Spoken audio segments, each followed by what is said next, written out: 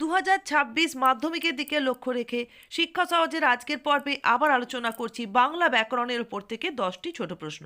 অনুবাদ শব্দটির ব্যাস বাক্য সহ সমাস। পশ্চাৎ কথাবাচন সমান অনুবাদ, এটি হলো অব্যয়ীভাব সমাস। 2 নম্বর প্রশ্ন দেখো, লুপ্ত কর্তা ভাববাচ্যের একটি দৃষ্টান্ত দাও। এখনো খাওয়া হয়নি, এখানে কিন্তু কর্তা অনুপস্থিত। এছাড়াও আমরা বলতে পারি এখানে কথা বলা চলে না। 3 নম্বর প্রশ্ন, নবাগত রাসায়নিক বস্তুর ইংরেজি নামই বাংলা বানানে চলবে। তাহলে বানানে পদটি রেখাঙ্কিত এবং এর কারক বিভক্তি নির্ণয় করতে হবে। তার মানে কি, বানানের দ্বারা চলবে, তার মানে এটি হচ্ছে করণ কারকে এ বিভক্তি। তাহলে দেখো, এরকম কিন্তু একটা কারক বিভক্তি নির্ণয় করার প্রশ্ন তোমরা ভেরি শর্ট অ্যান্সার টাইপ কোশ্চেনের ক্ষেত্রে চোখ বন্ধ করে পাবে। এরপর চলো দেখি 4 নম্বর প্রশ্ন কি রয়েছে। বিভক্তি ও নির্দেশকের একটি পার্থক্য চেয়েছে।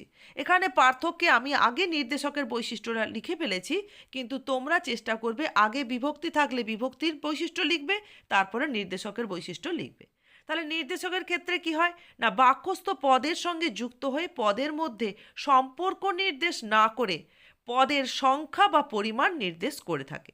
অপরপক্ষে বিভক্তি কি করে, বাক্যস্থ শব্দের সঙ্গে যুক্ত হয়ে শব্দকে পদে পরিণত করে এবং বাক্য পদের মধ্যে যে সম্পর্ক তা নির্দেশ করতে সাহায্য করে থাকে।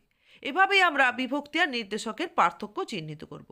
এরপর 5 নম্বর, একাসনে বসে লিখেও ফেললো আস্ত একটা গল্প। জটিল বাক্যে যেহেতু সে একাসনে বসেছিল তাই আস্ত একটা গল্প লিখে ফেললো। এরপর দেখো 6 নম্বর প্রশ্ন রয়েছে।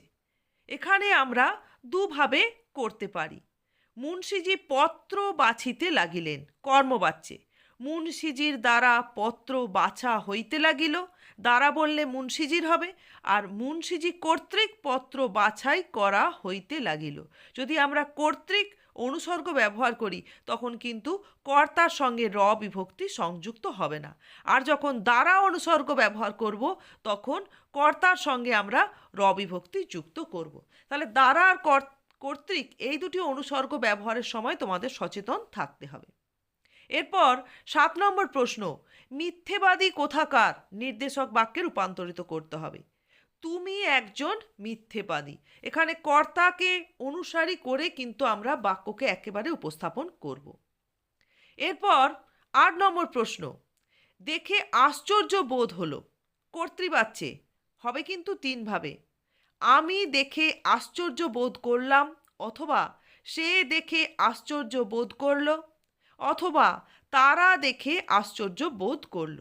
যেভাবে আমরা এখানে কর্তাকে ধরব সেভাবেই কিন্তু বাক্যের ক্রিয়াটাকে আমাদের সম্পন্ন করতে হবে। কর্তৃবাচ্যের ক্ষেত্রে এই বাক্যে যেহেতু বাক্যটা রয়েছে এখানে ভাববাচ্যে, কর্তা যেহেতু অনুপস্থিত, তাই যাকে আমরা কর্তা ধরব সেইভাবে বাক্যের ক্রিয়াটাকে আমরা রূপ দেব। এরপর 9 নম্বর প্রশ্ন, সাবধান শব্দটির ব্যাস বাক্য সহ সমাস কি হবে। অবধানের সহিত বর্তমান, তোমরা বুঝতেই পারছো যে এটি সহার্থক বহুব্রীহির একটি দৃষ্টান্ত। এরপর আজকে শেষ প্রশ্ন 10 নম্বর, তার তার আমি জামিন হতে পারি। জামিনটি রেখাঙ্কিত, এর কারক বিভক্তি নির্ণয় করতে হবে। এটি হয়েছে কি হতে পারি, তার মানে কর্ম কারকে শূন্য বিভক্তি। জামিন পদটিতে হয়েছে কর্ম কারকে শূন্য বিভক্তি। তাহলে আজকে আমরা 10টি প্রশ্নের উত্তর আলোচনা করলাম। এর পর্বে আরও একটি পর্বে তোমাদের কাছে মূলত টেস্ট পেপারেরই মধ্যশিক্ষা পর্ষদ দ্বারা প্রকাশিত টেস্ট পেপারেরই এই কোশ্চেনগুলি রয়েছে এবং সেগুলির উত্তর তোমাদের কাছে তুলে ধরলাম।